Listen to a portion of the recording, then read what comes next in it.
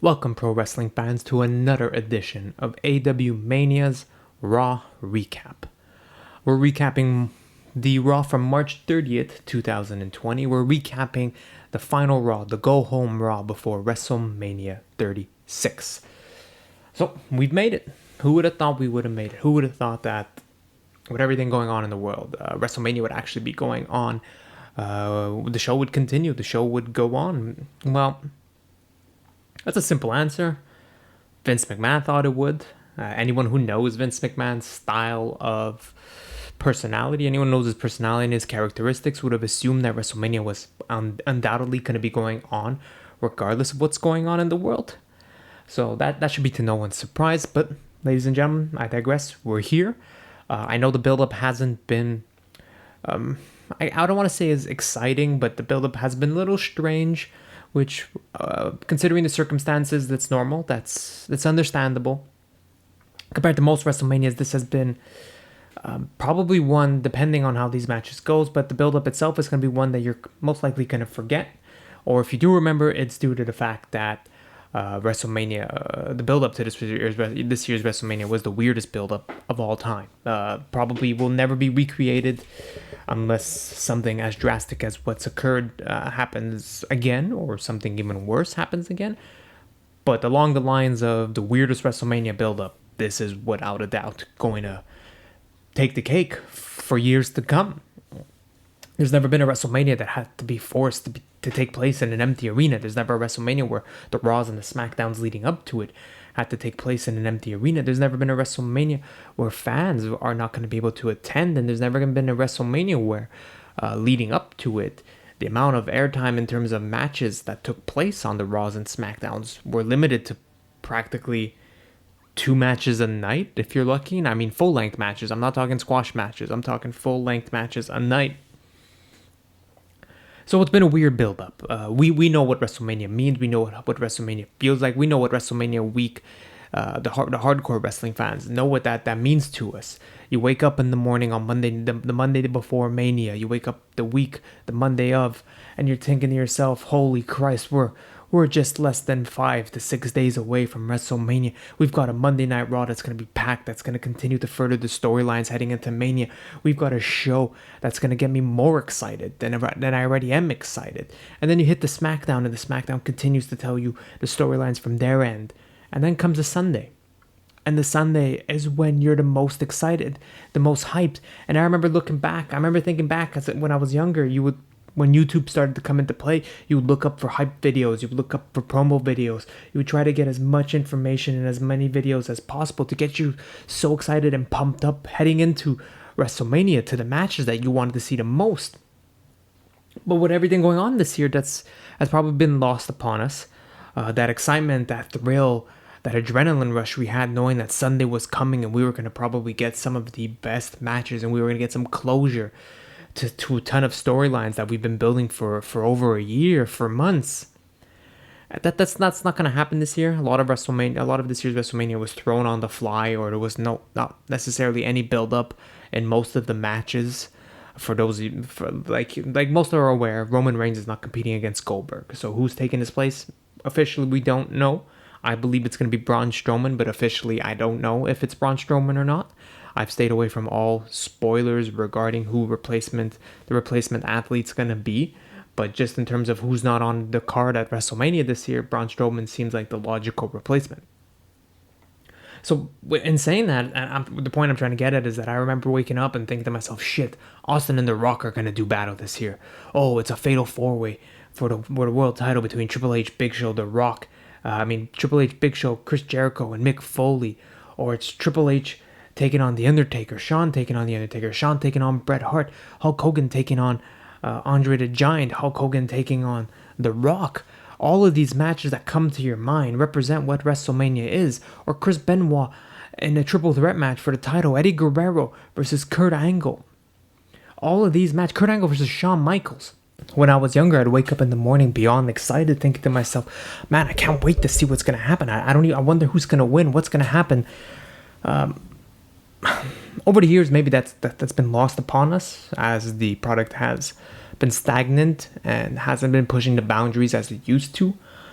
This year's WrestleMania, all things considering, we're not going to have that same hype or excitement heading into it as we've had over the past, over the last several years and decades. It's unfortunate this event has taken place, but look, WrestleMania will go on. This was the Raw before Mania, so let's get into it.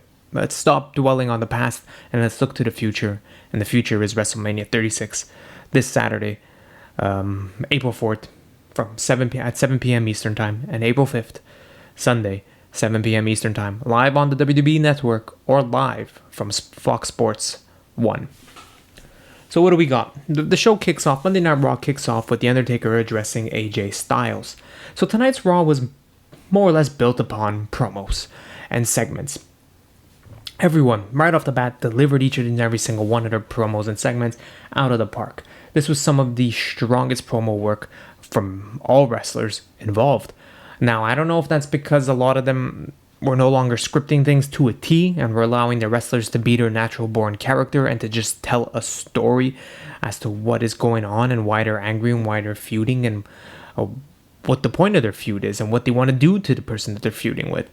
But it came off so strong tonight that you almost wish when we do get an audience that we stick to this formula of telling promos, because it was fantastic. Audience or no audience, everyone hit it out of the park. And that's especially going for The Undertaker. Undertaker delivered one of the best promos he's ever delivered in practically 5 years.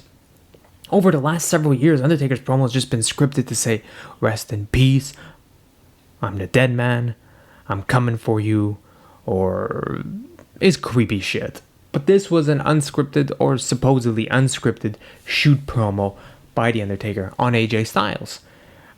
He stood in the gravesite of where may be or may not be the Boneyard match may take place. He said he was there in his bandana, his biker gear, looking almost like the American badass of old, The Undertaker that we remember from WrestleMania 18, I believe. Yes, WrestleMania 18 where he took on Ric Flair. We remember that Undertaker, the American badass Undertaker.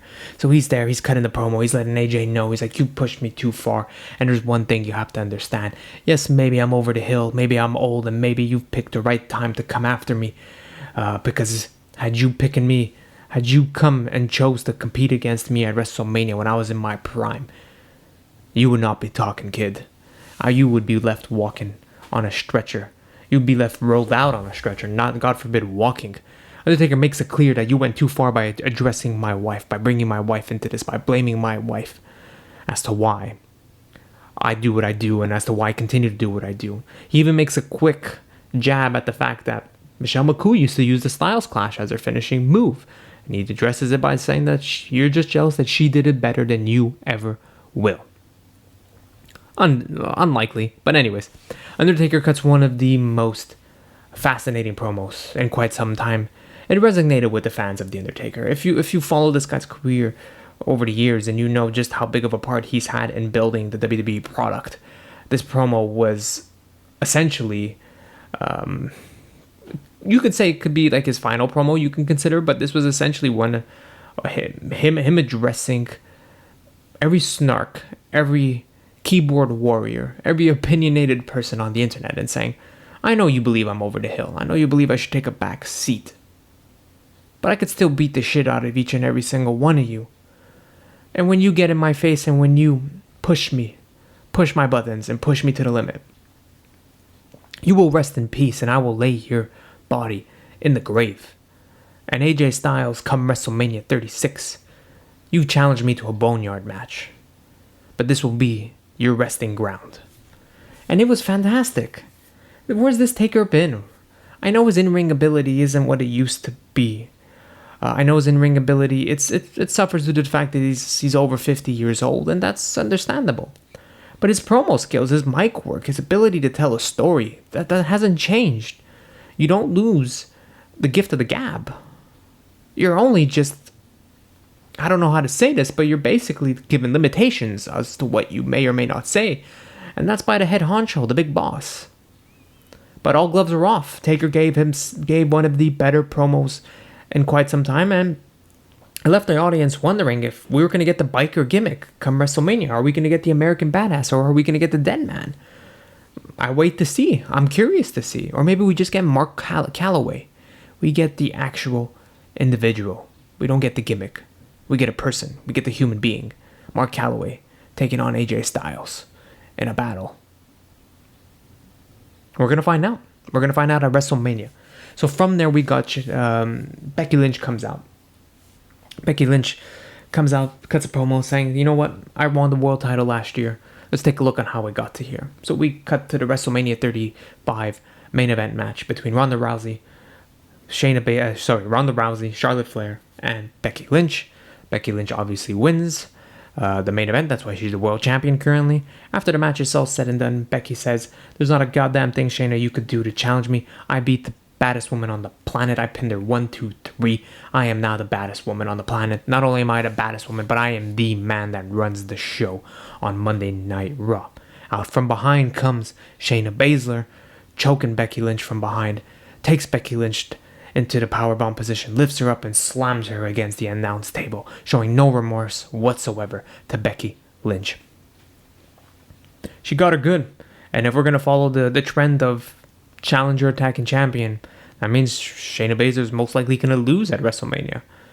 But things can happen, things can change. That doesn't necessarily mean that's a given.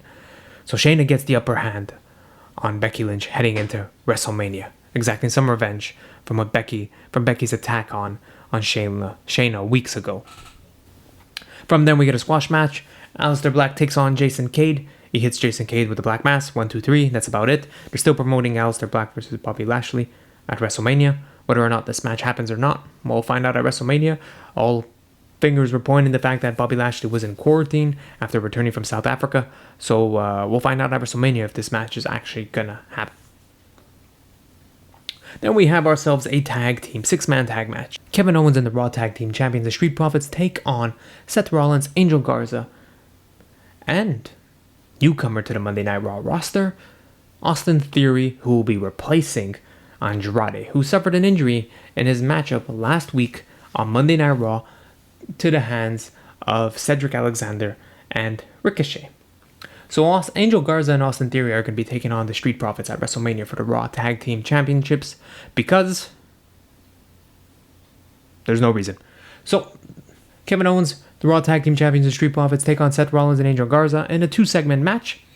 The match was alright. It was a 6-man tag match. We've seen the WWE 6-man tag match formula. It's the same old shit. Good guys get beaten down. Good guys make the tag, make the save. They come in, they clean house. Kevin Owens gets the stunner on Angel Garza. 1, 2, 3. Seth Rollins hits the stomp right after the 1, 2, 3, laying Kevin Owens out cold. He stands over Owens' body, looks him in the eyes, looks him down, rolls out of the ring, smiling, getting the upper hand on Kevin Owens. That's, like I said, it's one of my most anticipated matches. Kevin Owens taking on Seth Rollins at WrestleMania. I'm expecting some fireworks when these two compete. Street Profits get the upper hand over Angel Garza and Austin Theory, so we'll see what happens at WrestleMania between these 4 men. I was impressed with what I saw from Austin Theory. I haven't seen much of his work on NXT, and I know this was very limited in terms of what he does. Austin Theory looked very good tonight. So seeing him in a full-length tag team match with Angel Garza, who's just as high-flying and just as risk-taking as he is interesting. Montez Ford, though, I will say, went for a swanton dive on the outside of the ring, supposedly on Austin Theory, but Austin Theory was nowhere to be found, and Montez Ford hit hard. Montez Ford hit hard on the entrance ramp, so I hope he's okay, because that bump looked nasty. Edge addresses Randy Orton. Edge makes it clear, Orton, we were the best of friends, we were the worst of friends.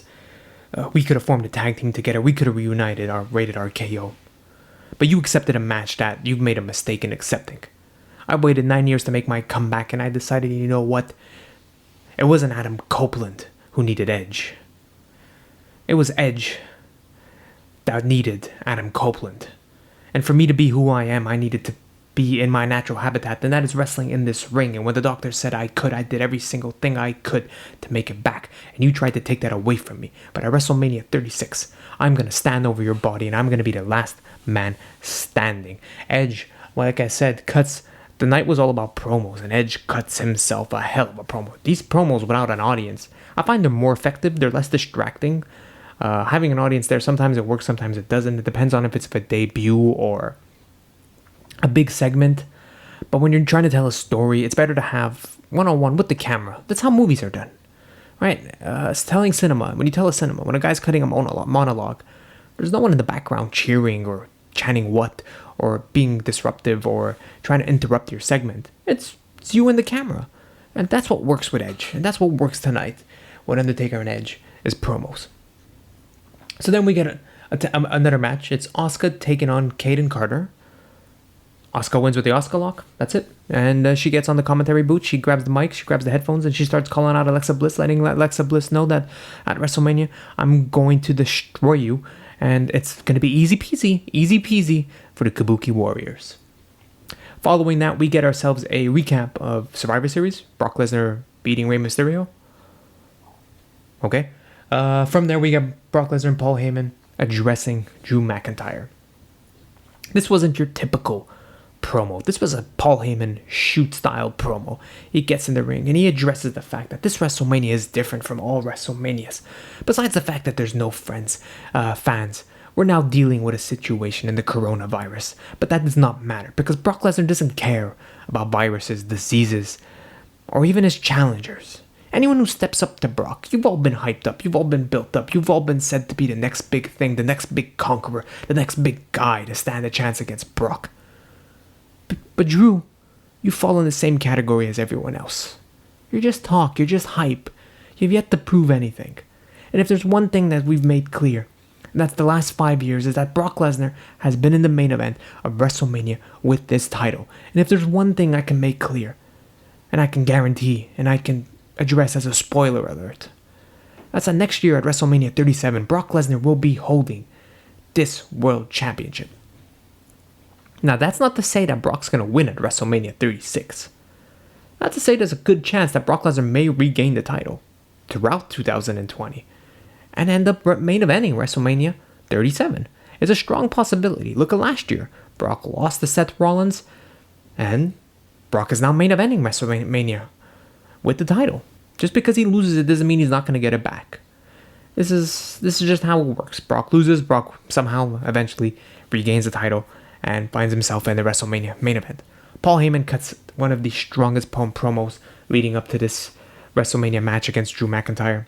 Like I said, this has been a night for promos. This was a night where WWE's talent stepped up to the game and delivered some of the most fascinating promos in the last several months, to be honest. That's it for your Raw recap tonight. There's not much to discuss. There wasn't many matches that I could really break down. This is all heading to WrestleMania.